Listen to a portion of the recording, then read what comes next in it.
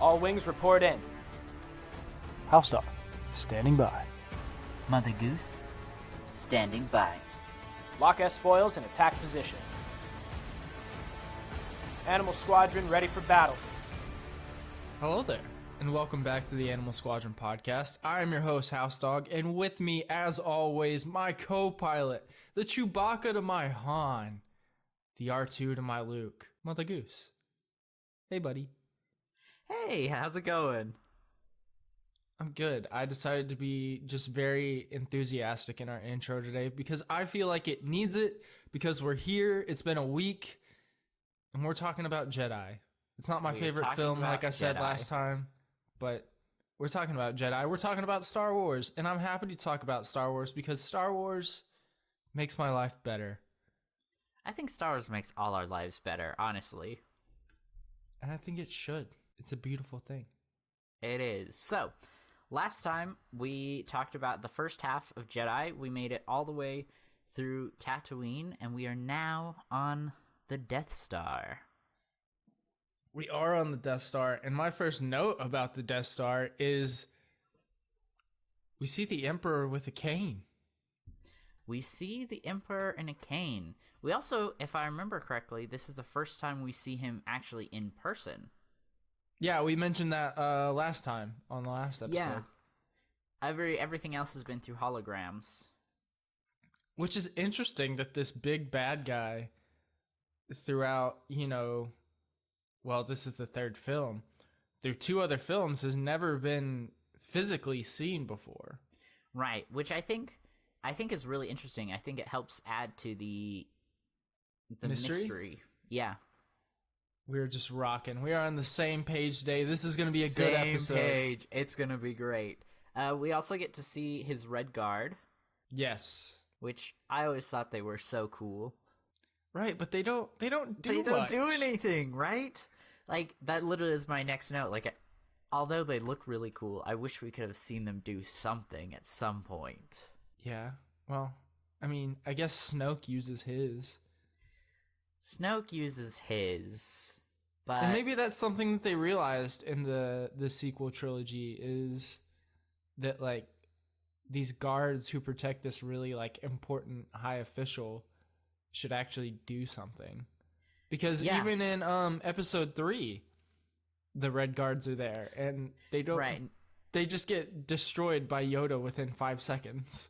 To be fair, it was Yoda, but I agree. They just get tossed aside. Mm-hmm. So do you know about the Emperor's cane? I don't. It may not be canon anymore, but it was something I learned like a long time ago. Apparently the cane is like an ancient Sith artifact, and that's why he uses it. Oh, okay. That would make a lot of sense. Yeah. But that might not be canon anymore, but who cares? Disney! Again, if Disney hasn't... Well, I know they said everything wasn't canon with all the legend stuff, but I still see it as long as it doesn't contradict anything in the new Disney canon, I will still see it as canon. How many times can you say canon in a sentence? Let's find out. No, I just like the cane, and I think it's interesting that the first time that we physically see this character that's been talked about in past films is we kind of see him as like almost this weak old man, because canes aren't really like associated with strength. Like you see someone with a cane and they might have something wrong with them. They might, I don't know what I'm saying though, is that like, right, yeah. This big bad character that we've been waiting to see, and the first time we see him, he has a cane. Like, what is that about? Right.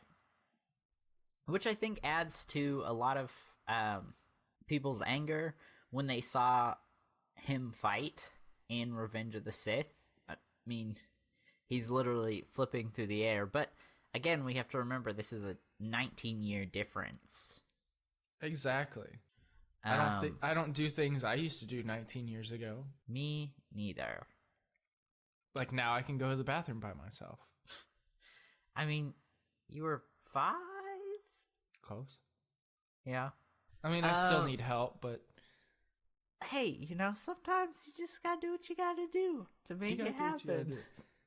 No, but one thing I want to point out about the Emperor and Vader's dialogue here whenever the Emperor's coming off of his shuttle is that the Emperor calls Vader his friend, which I thought was interesting. He did watch his career very closely. He did, but it's weird that, like, through the other films, like, the only relationship that Vader and the Emperor have is through holograms, like we pointed out, but he always calls him master, and he's always just taking orders. But whenever we see them physically together, the Emperor's calling him his friend, and they're talking, almost very casually, like you and I do.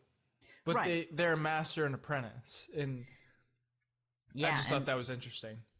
I think it goes into, a lot of the manipulation we saw in the prequel trilogy. Palpatine just convincing Anakin and Vader that he cared about them. You know what I mean? We know that really Darth Vader's just a pawn for Palpatine. He doesn't really care about him. He's a means to an end. But I think Palpatine's trying to keep that facade up. Even though, after almost 20 years? Yeah. And, even though Vader obviously knows the truth now as well. We're getting very deep today.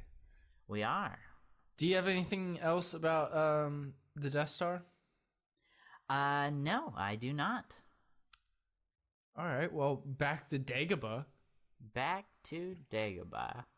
I like how it's another line here. I get very interested in what the characters say in all the movies. And Yoda talking about how old he looks. And I never really thought about that line, but this time watching it, I really did look at Yoda. And of course, in these movies, he's still a puppet. Right. And I really took that line to heart, and I've thought about how he does look in Jedi, and the puppet does look different between Empire and Jedi. He actually does look older, and Frank Oz makes him move differently than he does in Empire. And I just thought it was really cool that they made the practical effect actually true to what's being said. Yes, definitely. So really, I don't have many. I actually have a few notes on this scene. I really love his sarcasm there when he's talking about his age. But he mentioned he's not strong enough in the Force when he's talking about him dying.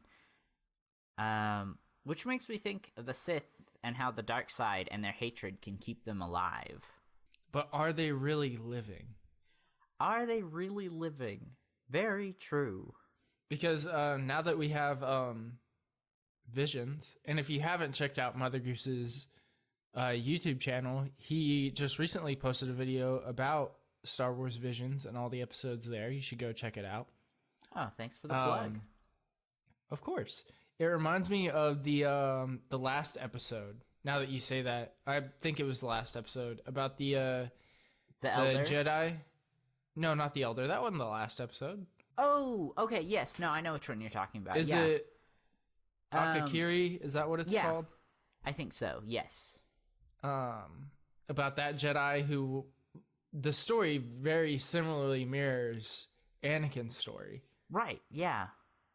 And so to get back on topic here, how you're saying that the Sith in their hatred can keep them alive. And then we think of that story that we got in Star Wars Visions. That man was not living anymore. Right. As soon as he made that decision to cross over and sacrifice everything that he loved and give up everything he loved, he, just like Anakin, he stopped living. And now he's this completely different person, and he's not really living anymore. He's just there. He's a shell of a man. A shell of a man. Wow, that really took a turn. It did. Very, very depressing. But that episode overall was just very sad. And I think you do make a really good point. These people give up a lot for the power. I know, but we can't talk about Visions now because we need a whole episode for Visions. Because to our listeners out there, Mother Goose has been trying to get me to watch anime for what? Years, at least 2016, maybe 2015. It's been longer than that because we've known each other. Ever since we've known each other, you've tried to get me to watch anime. So, like, probably like what? Like 2014, maybe? Yeah, like probably like 6 years this man has been trying to get me to watch anime. Yeah. And all I needed was a Star Wars anime, and it finally worked out. It happened.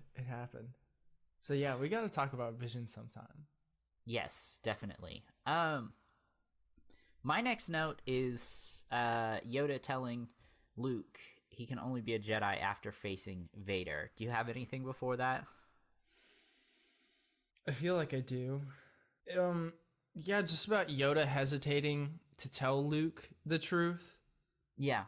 About Vader being his father. I thought that was interesting because it's like, obviously Yoda and Luke have spent some time in between Empire and Jedi. And so it surprised me that even through that time period, that he still doesn't feel like Luke deserves to know everything or be let in as closely as Luke wants to be. And I think it's interesting that Luke can't still see the big picture. Yeah. And that is his greatest flaw as a Jedi and as a character, is that Luke just can never step back out of himself and see what's going on as a whole. No, I completely agree. And I think Yoda says it best. Sorry, but I think this will really complete my thought. Is that Luke gets told directly by Yoda that the answer is to pass on what you have learned. Yoda didn't say, try to save the galaxy, try to save your friends. All Yoda instructed Luke to do was to pass on what he's learned. Yeah. Okay, so in regards to that line where Yoda tells Luke he can only be a Jedi after facing Vader, so a couple things from that whole conversation. We see Luke earlier say, I know we talked about this in the last episode, but he says he's a Jedi Knight when I think talking to Jabba. And then we see him here like, am I a Jedi Knight? So again, just kind of going into that whole, he had a lot of confidence in that scene. But in, I believe, our episode where we our two episodes where we talked about Empire Strikes Back, we talked a lot about Yoda and how he has improved as a character. And, I talked about how I felt like Yoda had matured, had learned from the Jedi's mistakes, but he still wasn't really where he needed to be in terms of being a good mentor, being a good Jedi. And I think this really plays into that as well, because he tells Luke he can only be a Jedi after facing Vader. And I think that's really messed up. Like, I know Luke has to face Vader. Yoda knew that, but it puts so much pressure on him. You can't be a real Jedi unless you beat Vader. Right, but I also think, and like I said before, I'm trying to get you ready for the sequels. I think that this moment right here greatly explains Luke's character in the sequels. Because he's being told that he can't be a Jedi unless he faces Vader, which I've never really understood, and maybe I just need to think about it more. But I think that this conversation right here greatly explains who Luke is in the sequel trilogy, because he's been given these ultimatums that he has to do this or he has to do that, or else he'll never achieve what he wants to be and who he wants to be. And I don't think that's necessarily true. Yeah. And I think that gives us the Luke that we see later. Right. No, I agree. And then we see Yoda warning Luke about the Emperor. And I think really my only note I had about that was that the prequels and everything we see happen there makes that moment a lot more powerful. because we get to see, from Yoda's perspective in the prequels, everything the Emperor did. Mm-hmm. I have a question for you. I have a question for you as well. Why do you think Yoda told Luke that there was another? I think I think part of it was he knew he was dying and it was his last opportunity to tell him, at least as a living flesh being. Mm-hmm. I don't know, because if Luke didn't know, we would have had a very different ending, I think, because it's the knowledge of his sister and Vader's threat to her that makes Luke lose control and win their fight. He may not have won if Vader didn't have that power over him, if he hadn't have been able to, if he didn't give in.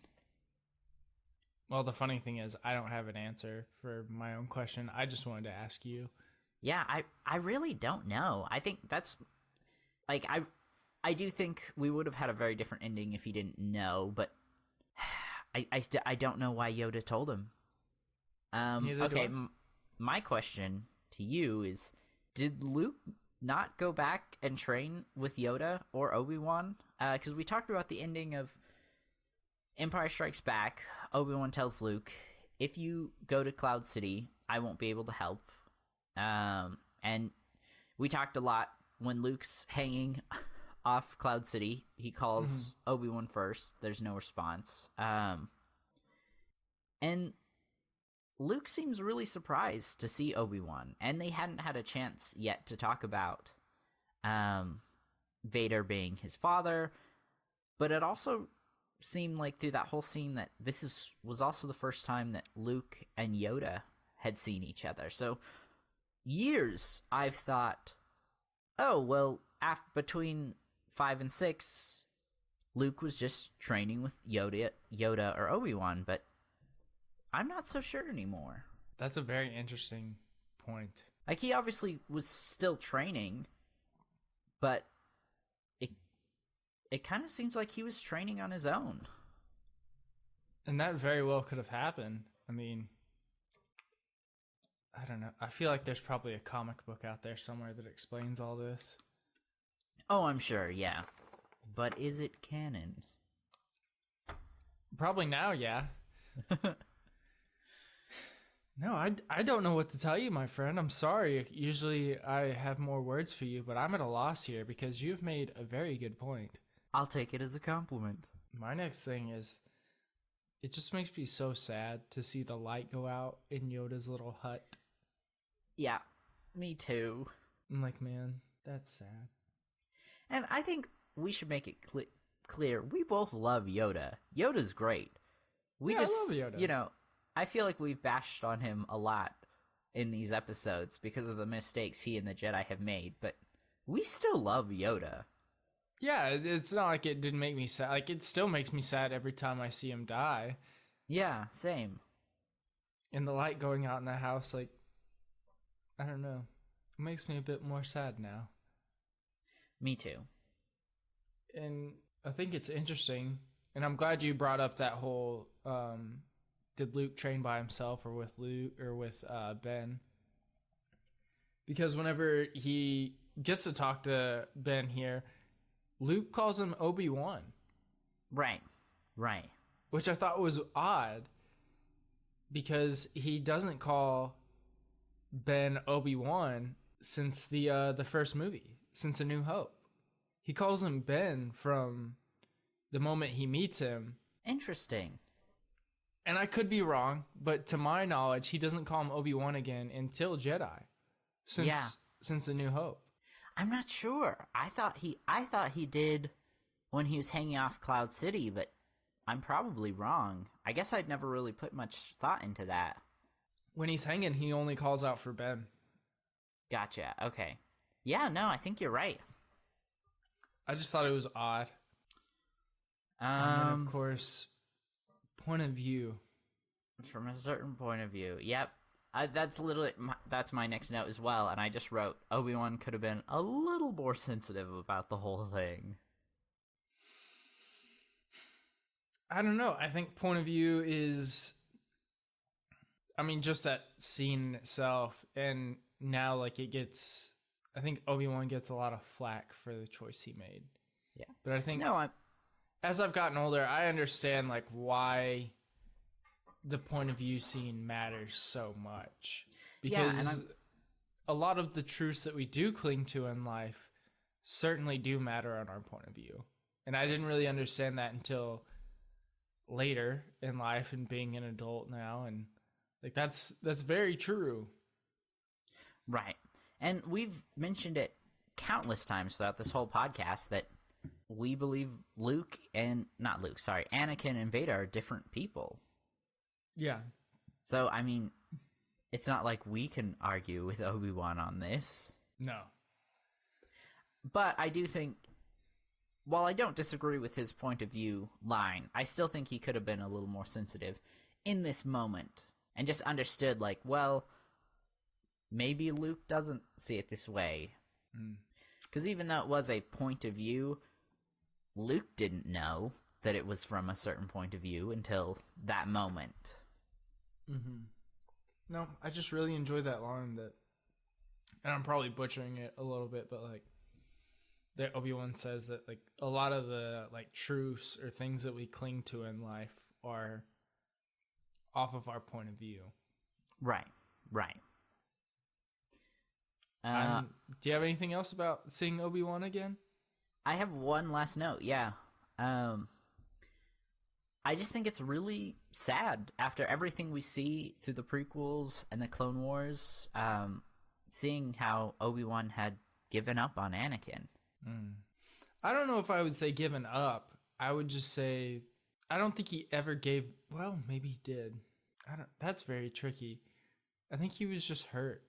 I think if you've ever like experienced like not like losing a family member, but like them not dying, but maybe like you've had to like not be like close to a family member for a certain amount of time, or like they can't be in your life anymore. I think that's more of how he felt.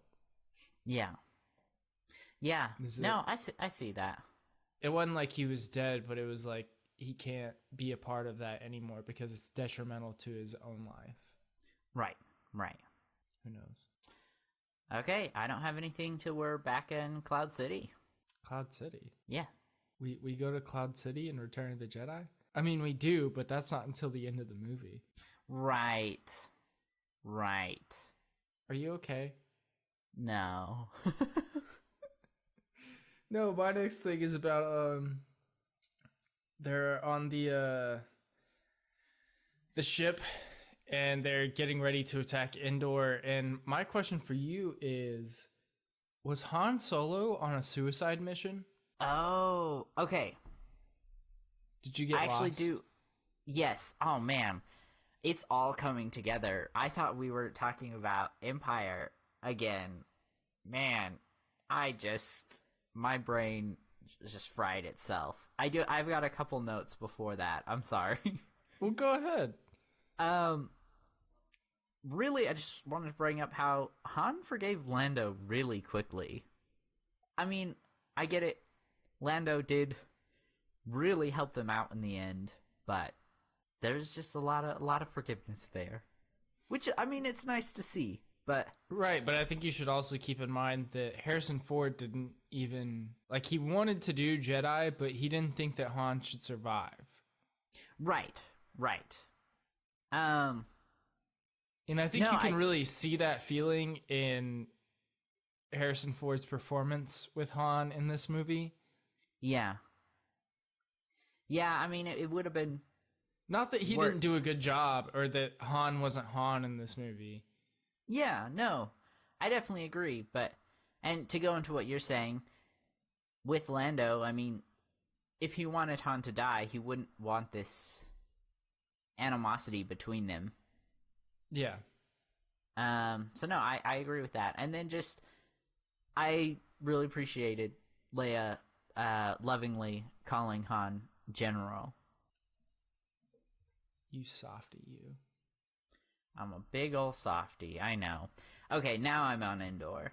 Well, getting ready to go to Endor. Getting ready. Yes, sorry. Yeah, so do you think Han was on a suicide mission? Because it's stated in the film that anybody that would lead this ground assault, was crazy. Maybe. I don't know. I feel like... Because Han didn't include Leia in his plans. Luke was off doing his own thing, so he didn't even think of asking Luke. I mean, of course, Chewie is going to go with him. But, I mean, Han didn't ask any of our main heroes to go with him on this adventure, which isn't really... I mean, it is like Han, but not the Han that we've seen, grow through these films. I don't think I'd classify it as a suicide mission, more of a sacrificial mission. I don't think he went wanting to die, but I think he went ready to die, if that's what it meant to win the war and save his friends. Yeah, that's a better way of putting it. And then after that, it just makes me really sad where Han says about the Falcon, he's standing there looking at the Falcon and he's like, I just feel like I'm not going to see her again. Yeah, that is really sad. And I think that might add to your point too. He was ready to die if that's what needed to happen. Makes me sad. But what makes me happy is Han telling Chewie to fly casual while they're trying to get past the blockade to Endor. Right. And I'd like to point out how convenient it is that Vader is on the command ship as Luke is trying to gain access to Endor. Right. Yeah. And I never really considered it until I really thought about it. Is, because right before that, Vader and the Emperor are talking, or earlier, and the Emperor's kind of telling Vader the plan and everything. And he's like, well, hey, I want you to go back to the command ship and just wait there. And he doesn't really give him a reason. He's just like, that's what I want you to do. And then, of course, moments later, here comes Luke and our heroes on their way trying to gain access to Endor. Yeah. And who is there on the command ship? Vader. Right. Yeah.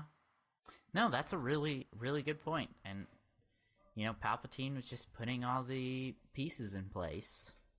Well, I think it, really supports that idea that you really keep in our minds and you have through these episodes is that Palpatine's plan never stops and Vader is always a pawn in the game. Right. My next note is when they first land on Endor. Well, then tell me about it. Are we going to talk about Clone Wars? I'm definitely ready to talk about Clone Wars, but this is not related to Clone Wars. It's just that they brought a much larger force to Endor than I thought. When they're first leaving the ship, a lot of people walk out, and I feel like they definitely do not have that many people during that last fight.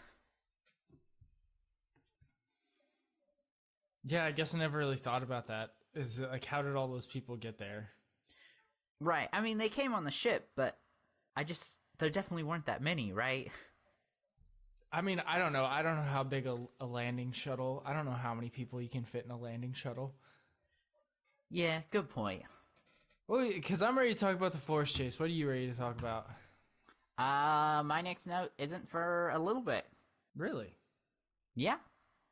I think during that whole chase, I was just enjoying watching it.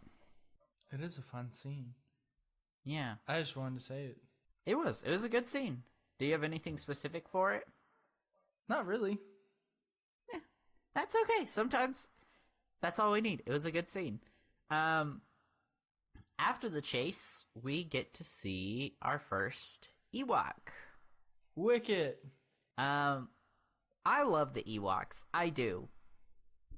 But I do think it would have been made more sense if it would have been Wookiees. Well, I mean, you know who Wicket is played by, right? Oh, Wicket. Honestly, I thought you said Wiccan, like the religion, and I was like, why is... I just kind of brushed it off. Wiccans! You just think I'm over here saying words in the middle of the podcast to have fun?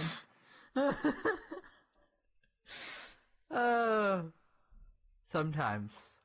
Sometimes. No, I'm talking about Wicket, played by Mr. Warwick Davis, Yes. who has a bunch of cameos in like all of the films. Like he's in Solo, he's in Rogue One. Right. Yeah, Wicket. Yeah. But you think that the Ewoks should have been Wookiees and that we should have been on Kashyyyk? I think so. I think in the long run, it would have made a little more sense, especially, learning about how the Empire had treated them. Don't get me wrong, I still love the Ewoks, but I understand the argument where people think it's a little ridiculous that they beat the Empire. But we can get to that when we actually get to it. Okay. My next note isn't until they get trapped. Yeah, go for it. Just that it's a deer carcass. Again, just we pointed it out in the last film. Just another Earth animal in the mix. Well, it's like, I don't know how they made that thing, but part of it's a deer, part of it's a goat. Yeah, it's gross. I don't know what it is. It's disgusting. Yeah. And I know that animal has a name, I just don't know the name for it. Me neither. Yeah, so they get out of the trap, and I love how 3PO has become a god. Yeah, I think it's really funny, and I love how they're all just, like, surrounding him, bowing to him. Yes, and the noises they make. Yeah, it's so cute. The little Like I said- praising noises, the... Yeah. There you go, that's your sound clip for this episode. You're welcome, everyone. I will, I'll edit it out and put it at the end, like, 5 or 6 times. So if somebody great. wants to just listen to it. Great. No, Yeah. and I love how... that the Ewoks were gonna eat them. Right? They're savages. They are, well, I mean, they're obviously, like, intelligent beings and everything, but they were gonna eat them. Yeah. And I like how, when they're about to be burned to death, Han tries to blow out the torch. Like, that seemed Right? like a real, like, Indiana Jones thing to me, Yeah, I completely agree. is him trying to blow out the torch. Like, that felt like Harrison Ford being Indiana Jones and not Han Solo, which I thought was fun. Yeah, no, I agree as well. And then we get to see, this is, I think, one of the moments we really get to see, again, I've mentioned a lot throughout us talking about this trilogy, is Luke's power crawl, and we get to see him lift the chair that C-3PO is on with just his mind. Yeah, but he has to close his eyes. That is Tired. true. But still, without using his hands, which we talked about how powerful Vader was at the end of Empire when he was just throwing those pipes and the parts of the room at Luke with just his mind. So we get to see him, again, much more powerful than he was before. Yeah, I just like to make fun of Luke. Yeah. But also, with that scene, I really loved how the Ewoks tried to herd Leia to safety when they thought C-3PO was about to attack them while he's floating in the chair. I don't think I noticed that, so kudos to you for bringing up something that I didn't know.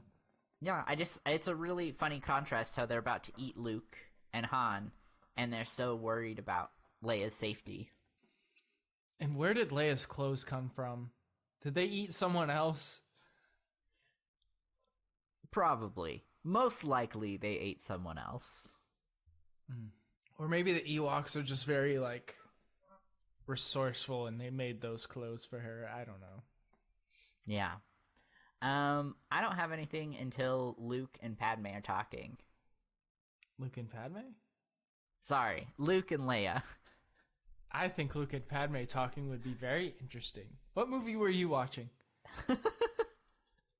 No, sorry. In my notes, I've mentioned Padme, which I'll get to. No, I know. No, I literally just have one thing before then. is I really enjoy 3PO telling the story of the past two movies all the way up to them getting to Endor.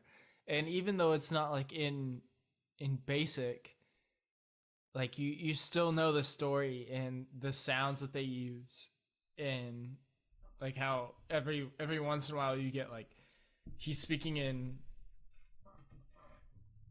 the Ewoks language, but you get like Luke Skywalker or Darth Vader, and just the sounds and everything. I like that part. It's really great. Okay, so it's after that Luke and Leia are talking, and he asks her about her mother, and she mentions only vaguely remembering her as a small child, how sad she was, which is a pretty big plot hole because we know she died at birth, or giving birth.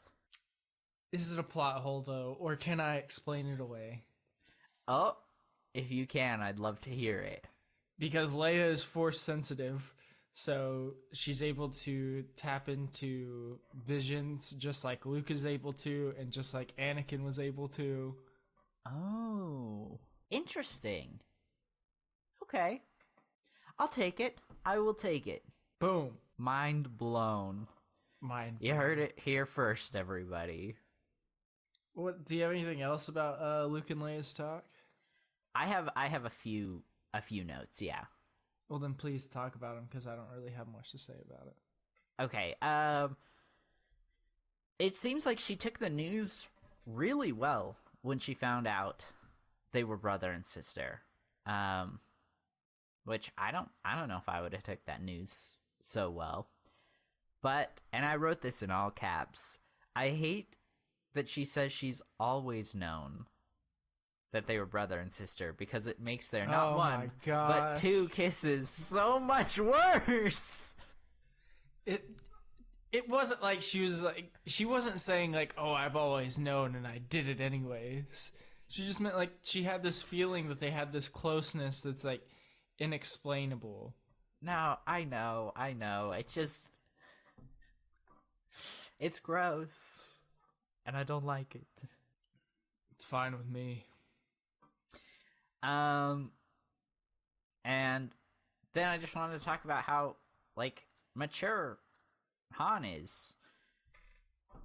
Saying, you know, if you want to be with Luke, be with Luke. Huh. I have the exact opposite note. Oh, really? Yeah, I think Han is being super jealous and not mature at all. I mean, don't get me wrong. I agree. I do think he's being jealous, but at least you recognize, like, in the if you love something, let it go kind of a sense, I guess. Yeah, but he definitely doesn't feel that way. It's definitely more like, oh, well, if you just love him so much, I'll just leave. I'll just go. Okay, I get what you're saying. I see it. My next note, I'm not sure if it's the next thing what happened, but we get to see a shot of the forest moon of Endor, and it made me think about all the times we actually see it. Where's the actual planet? Where are the other moons? From the views in space, all we ever see is the forest moon. Well, I think there's Endor, and then there's the fort. Now I'm confused. Right, because if I remember correctly, and please correct me if I'm wrong, but they're not actually on the planet of Endor, they're on the forest moon of Endor. So it's one of the moons, and I'm pretty sure they mentioned that there's multiple moons at some point throughout the film. Again, correct me if I'm wrong, but so where's the planet? Where's the planet? It shows it in a hologram. Okay, maybe in a hologram. I don't specifically remember it, but I believe you. But, like, from the actual in-space shots, we never actually get to see the planet, and it really bothers me. I think we do. No, maybe we don't. Maybe it's just the hologram that we see. I don't know. I'll go back and watch it later, but I'm not going to put that much effort into it, so. Yeah, I might remember it next time I watch through. I probably won't. Yeah. But I think that's why a lot of times people get Endor and its moon confused a lot because we never really see the planet, at least from space. So what's the... Now I'm confused because for years I believed that they were on Endor. Right, but And it's that the forest moon is Endor. So, like, is it all Endor and, like, they're just on the forest moon? Oh, okay, that's a good point. That might just be what they call it, potentially. I'll have to go back and watch it. Like, is the forest moon called Endor, and that bigger planet that it goes around is something different? Maybe. But I always thought the planet was Endor, and that was just one of its moons. Yeah, because it's not like we call the moon Earth. We call the moon the moon. Right. But the moon orbits the Earth. Yeah, But it's not like we call the moon Earth. exactly. We call it the moon. Now think about this. If we had our moon, and then we had another moon that could actually sustain life, that was just one big forest, we'd still refer to it as the forest moon. Big brain. Big brain. Oh. Why is this what you were so focused on? Okay. I'm ready to talk about Vader and Luke here. Yes. Are you there? Yeah, my only note is the same note I have like 10 times throughout this whole movie. Luke is so confident. He does have a lot of confidence while talking to Vader this time. Yeah. I don't know. Their talk really makes me sad. And how, like, pretty close to the end of it, how Luke says, well, then my father is truly dead. And I don't think that's Luke just saying that to Vader to make Vader feel something. I think that's really how he feels. Yeah. Yeah, I mean, after listening to Obi-Wan and Yoda talk about how Anakin's gone, maybe this moment he realized, oh, maybe they were right. Maybe he is gone. Anything else here? No, I'm No? good there. Okay, so I believe next should be the attack on the moon base. And we get to see Rex, who's now been confirmed that it's Rex. Yeah. Okay, so a couple things. That Ewok drives really well when it's on the land speeder. Does he? I thought he didn't crash and die. That's true. And then, to the point I made earlier in this episode, I feel like there weren't as many rebel soldiers around the base as there were, again, that landed. I don't know how they got there, Elijah. Okay, believe in movie magic. Listen, I know how they got there. They came on the spaceship, but where'd the rest of them go? This is the whole point, was to take this base. Where are they? Well, it was said in the brief earlier that Han would lead a small strike team. Then they're wasting manpower. The rest of those soldiers went to that moon to chill off, drink coffee, and avoid the apocalypse. I don't think there's any pleasing you here, my friend. No, I just think they didn't really count how many people, so they were like, hey, let's get some extras here in this scene, let's get some extras here in this scene, and it just wasn't the same number. I don't think there was like a set planned, like, in-universe reason why they're different. If you want to go back and count how many extras are in each scene, you can do that. I just might. You won't, but I'm glad that you threaten it. But no, okay, back to your point. We get to see Rex. He's there. He's fighting for the rebellion. Yeah. That's what's really Rex. important here. It is, because it's Clone Wars. Yes. And Rebels. Yeah. And soon to be Ahsoka. Or Mandalorian. We're not sure. We're not sure. Yeah, it would be great to see him in Mandalorian. But I'm pretty sure it's been confirmed that he'll be in Ahsoka. I think there was a leak pretty recently that we'll get to see Thrawn, Hera, the Ghost, right? Was their ship? Yeah. Yeah. And Ezra. That's what his name was. I couldn't think of it. Watch Rebels already, man. I know. The ending is so worth it. I gotta finish Clone Wars first, and then I'll watch Rebels.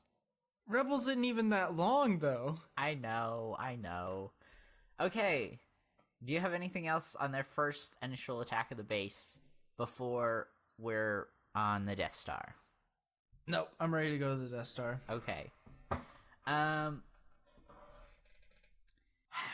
only note is, instead of Luke, Palpatine was so confident here. He was just sure that he was going to convince Luke to turn to the dark side. Yeah, I just love how good the Emperor is at being bad. Right? And I think that's what I enjoy. I think seeing his confidence in comparison to Luke's confidence is a really nice contrast, because they are both sure of their victory, and obviously only one of them can be right. Right, but I don't think Luke was counting on like the Emperor's plan. Yeah, no, I agree. But I also don't think that the Emperor was prepared for how dedicated Luke was. That's a very good point. And then again, we get to see the moon of Endor, and I have the note again. There's the moon, but where's Endor? We don't have to get into it, but this is something I thought about a couple times throughout the film. Yes, I can tell that you're very involved in that. Thanks, I appreciate it. I like that we get to see Wedge again, and that Wedge is still alive. Me too. And then, of course, it's a trap. It's a trap, the iconic line. I wrote down, and this is going to sound bad, but it's a good trap. Like, in terms of actual planning, it was planned out well. It was, and I really enjoy how the Emperor makes Luke watch the battle. Right? That was genius. It was sadistic. I mean, you But can't argue genius, that yeah. the man is a genius. Oh, yeah. No, he definitely knew what he was doing. And then my next thing is about R2. Poor R2. Getting shocked out of the gate. Oh, yeah. Poor guy. He's just trying to do his job. No, I just have a couple basic notes on that fight. So I brought up earlier about the Ewoks versus Wookiees, and like, I still really enjoy the Wookiees, and a lot of people are not Wookiees, the Ewoks. A lot of people bring up how they beat the Empire here, and they kind of make fun of it and make fun of the stormtroopers for being so bad. We've all seen the memes. But we have to remember they had numbers, they had surprise, and they had the home field advantage. Yeah. Like, there was a lot working in their favor. Yeah, I was going to say that exact same thing, is that they're on their own turf. Right. And as far as like battle strategy goes, that makes a big difference. Yeah, and they had the ability to actually hide, which the stormtroopers with their bright white armor didn't really get that advantage in the forest. No, they kind of stick out just a little bit. Yeah.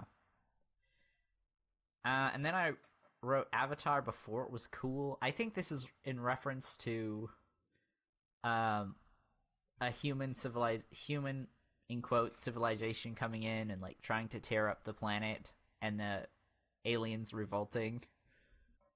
Okay. I see where you're going with that point. I mean, they were more so just like using the base. Yeah. It was more of a joke comment. It wasn't a serious. I wasn't like, oh, James Cameron copied George Lucas. Well, I mean, you could definitely make a point for that, like in Mandalorian. Yeah, for sure. We get to see Chewie turning the tide of the battle. Yes, and his Tarzan yell. It's great. I love it. Do you have anything? You like the Tarzan yell? Yeah, I do. Do you have anything before we're back on the Death Star? No, I'm ready to go to the Death Star. Okay. We get to see our first lightsaber throw. Yes. And I'm glad that you mentioned that, because Luke has the high ground. Vader learned his lesson. He did. No, I think one of the like iconic lightsaber moves is the lightsaber throw, and it's just really cool getting to see it here, or getting to see it the first time it was used in the series. Sorry, I was trying to read things. Shame. No, but yeah, the saber throw is cool to see because that's the first time we see it. And then I think the point I want to make is like after that, whenever Luke's hiding, and then Vader mentions his sister, we see like Luke forget everything, and he's just using his all-out anger to try to beat Vader. Yeah, that was my next note as well. I think he gives into the dark side a little bit there.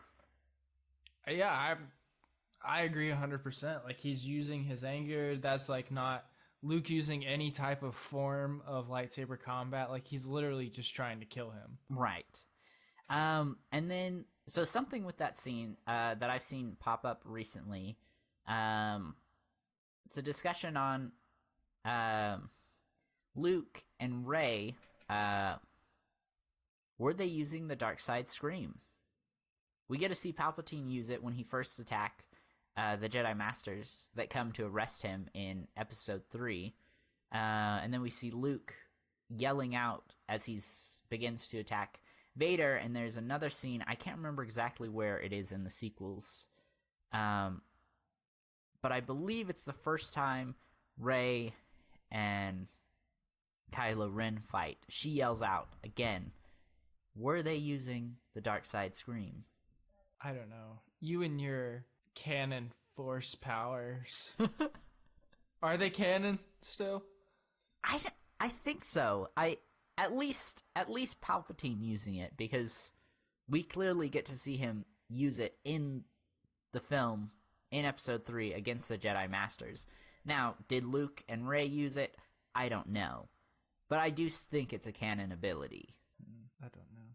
I do have a very big thing that I want to talk about, though. Okay. So it's it's right after Luke cuts off Vader's hand, and for some reason, like I looked at this scene completely different than I had before. Like used to, I thought whenever Luke cuts off Vader's hand and he sees the wires, like he like thinks about his own hand and realizes like, oh, we're the same. Oh, I'd never thought about that before. Well, now I think about it differently. So now I think, like I still think that's a way to look at it, but now I think of it more like Luke sees Vader's hand, and then he thinks about the cave vision. And then we can think about Yoda's words about how the dark side will dominate your path if you choose to take that path. Like, forever will the dark side dominate your path. You know, he says something along those lines. Yeah. Whenever they're training in Empire.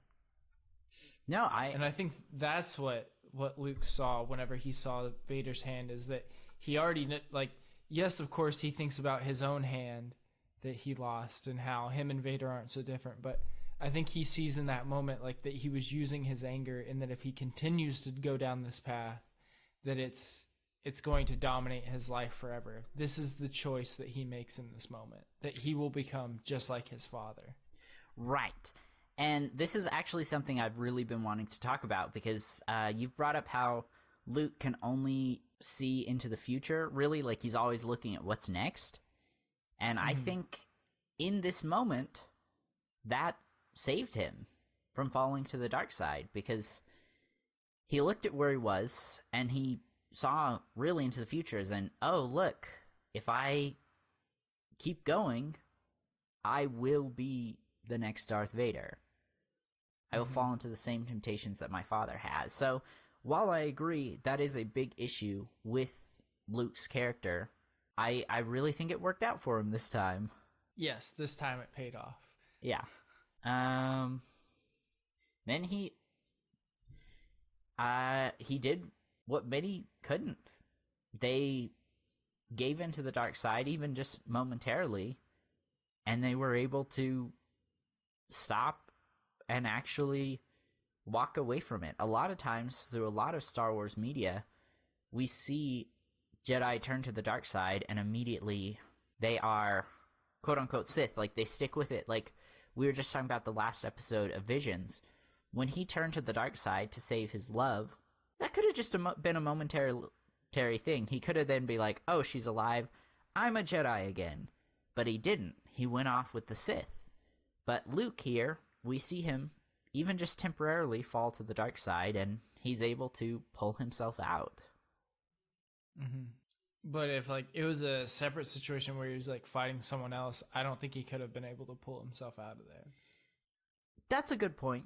That is a good point. I really think the fact that he was facing his father and he got to see his future in that helped him out. It really helped him pull himself out, which you're completely right. If he didn't have that, he probably would have stayed.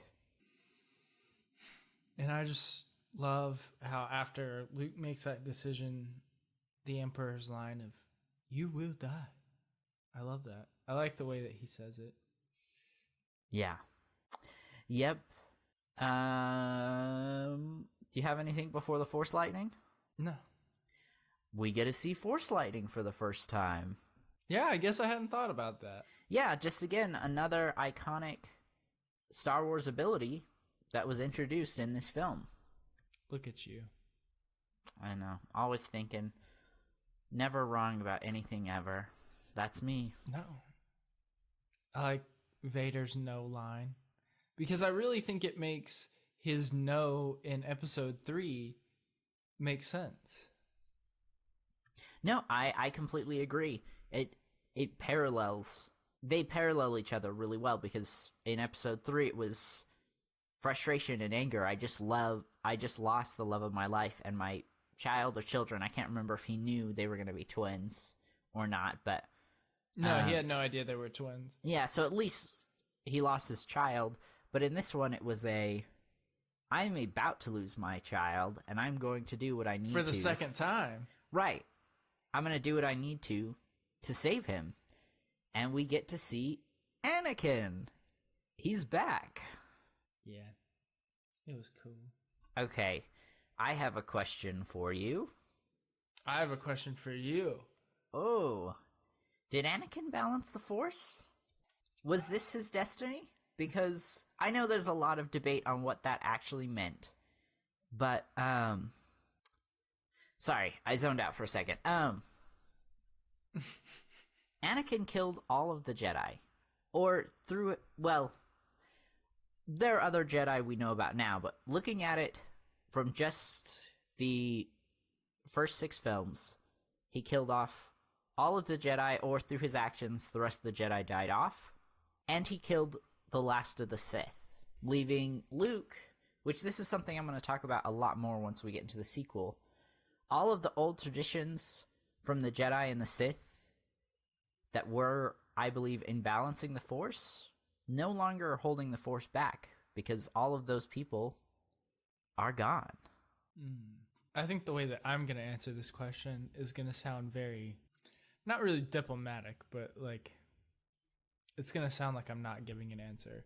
I think if we think about just the term balance, and then we think about what George Lucas borrowed from, and then if you think about, like, it sounds cheesy, but like yin and yang, right? Right, like right. The symbol of yin and yang. It's black and white. The black side has a white dot in it, and the white side has a black dot in it.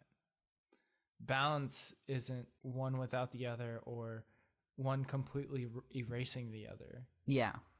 One can't live without the other one. Yeah, and I completely agree. I think we talked about this in our episode 3 review. When George Lucas is referring to balance, is he talking about it from a Eastern view or from a Western view? Because you're completely right. From an Eastern view, it's that yin and yang, the light with that. You can't have light without the darkness, and vice versa. Or did he use a Western view on it, where it's typically more of a, which this is the same view the Jedi held, light without the darkness, light overcoming the darkness. But I agree with you. I think it's more of a yin and yang. It needs to be both. So there is a lot of discussion about, did Luke balance the Force when he killed off the Jedi, leaving just Vader. I'm sorry, not Luke, Anakin. Leaving just Vader and Palpatine, 2 Sith, and 2 Jedi, either Obi-Wan and Yoda, or I've seen other arguments that they no longer counted because they failed, the 2 last Jedi being Luke and Leia. So 2 and 2, either way you look at it. In a pure numerical standpoint. I don't know if I necessarily agree with that. I agree with the premise, but moving forward, I don't think there's any way besides the Sith rule of 2 to monitor how many Sith and how many Jedi there are. I think at the moment, yes, technically they were the same number, but that's an unrealistic expectation or unrealistic plan to keep it balanced. So the way I've been viewing it, as we've talked a lot about how the Jedi have made a lot of mistakes, and I really think those mistakes have led to the Jedi on their side imbalancing the Force because they weren't fully listening to the Force like they needed to do.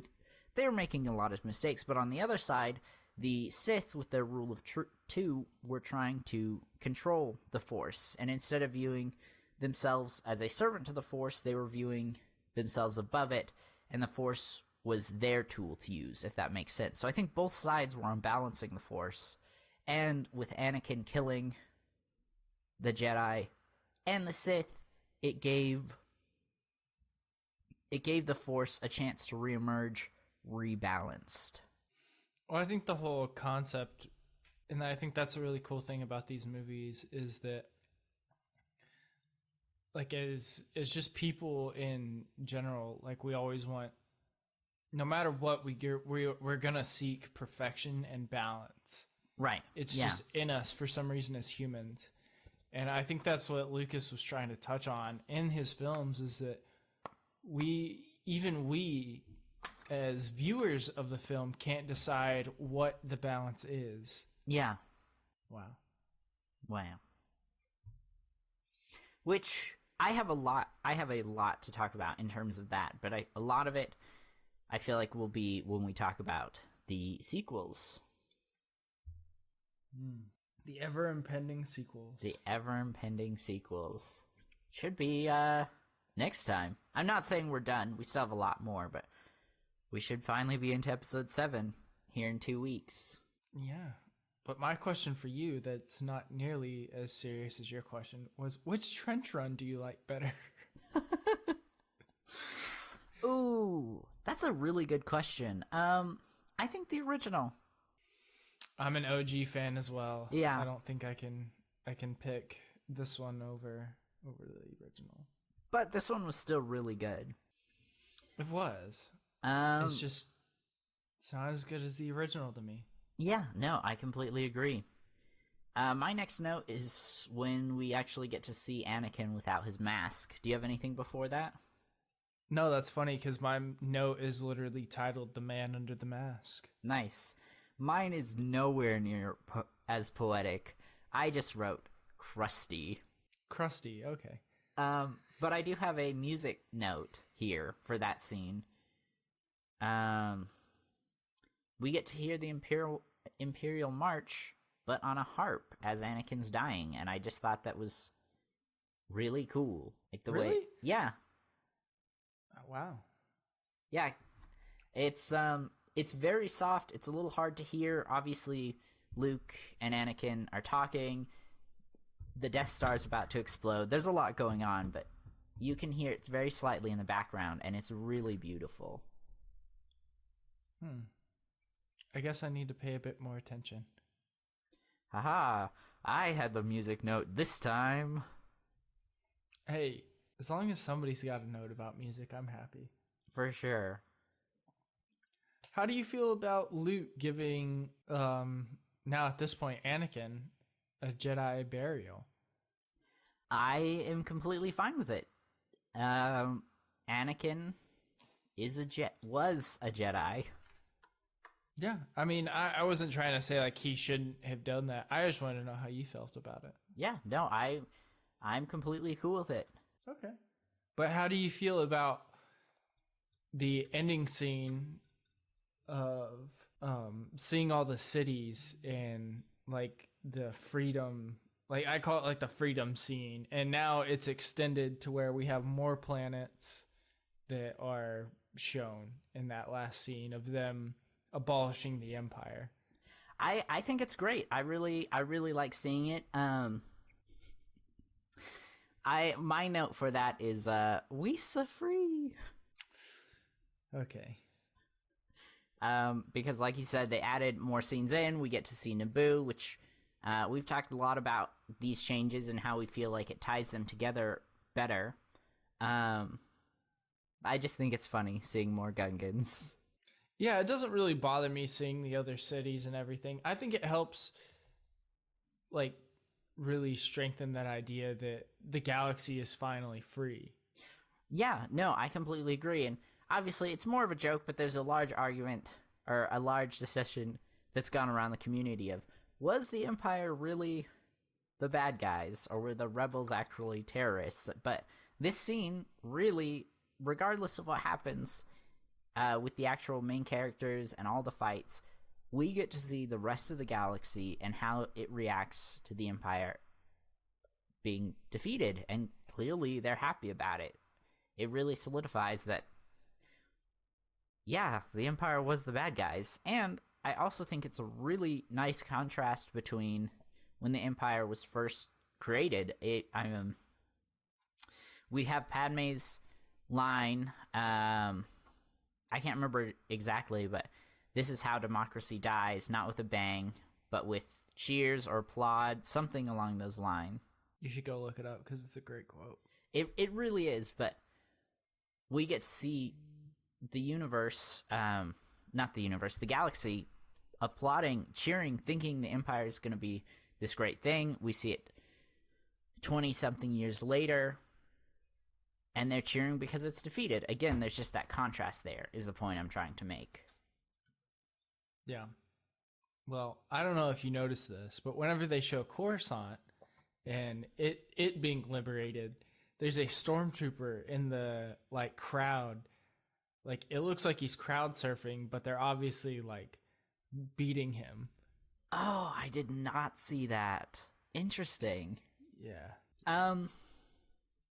And I know I brought it up, and I will bring it up again, but I talked about the main reason I'm not the biggest fan of the sequels is because we see the universe, or not the universe, but the galaxy, almost in the exact same spot where it was at the beginning of episode 4 and the beginning of episode 7, and I think this comes into play again. We get to see the galaxy almost in the exact same place it was at the end of episode 6 and the end of episode 9. I think you can say the same thing about real life, though. That is true. That is true. I have to go into the sequel strong so I can have all my ideas. Yes. No. And again, your Star Wars is your Star Wars. In no way am I trying to put down anyone who likes the sequel trilogy. I'm really happy if you do. I'm not the largest fan of it because I feel like the story doesn't really overall progress. Like, it feels like, I know a lot of people have used this term, but a soft reboot instead of a continuation. I can see how you see that. My last note is Ghost Hayden Christensen. That's my last note as well. Great minds. You said we were on the same wavelength. Exactly. We're just on the same page today. And I think you said it best when you were talking about them changing the hologram of the Empire. I know a lot of people weren't really that excited about changes like this, but it helps tie the saga together. That and Star Wars is always for the next generation. Right. Yeah, definitely. It's always meant to be passed down. It's not meant to stay with the times that it was made for. Yeah, I agree. And I think that's what George Lucas wanted, was for his story to be passed down. Yes, definitely. Wow. Well, that was... I can't believe we finally did it. We finally did it. We made it through the first 6 films. Only 3 more to go. The Clone Wars. It only took us over a year. Mandalorian, Rebels, Visions. We got a lot to come. I hope you guys are as excited as we are. I'm excited, and I don't know. I feel like this was a milestone, man. It took us a long time to get here, but we got here. We did, and enjoyed every minute of it. So did I. Okay, we do not have any listener questions. Sorry. We don't have any questions this week, but if you want to send in questions, you can email those to us at animalsquadron@gmail.com. Again, that is animalsquadron@gmail.com. We would love for you guys to be a part of the conversation. Anything you want to shout out? Anything you want to plug? No, I've already mentioned your channel too many times in this episode. I can't be nice anymore. I get it. But also, go follow me at MotherGoose27 wherever you want to follow me. Anyway, thank you guys so much for listening. We really appreciate it. We should be talking about episode 7 here in 2 weeks, and we will see you in the next one. For the Animal Squadron, this has been Mother Goose. And HouseDog. Goodbye, everybody. Goodbye. Ew. Ew. Ew. Ew.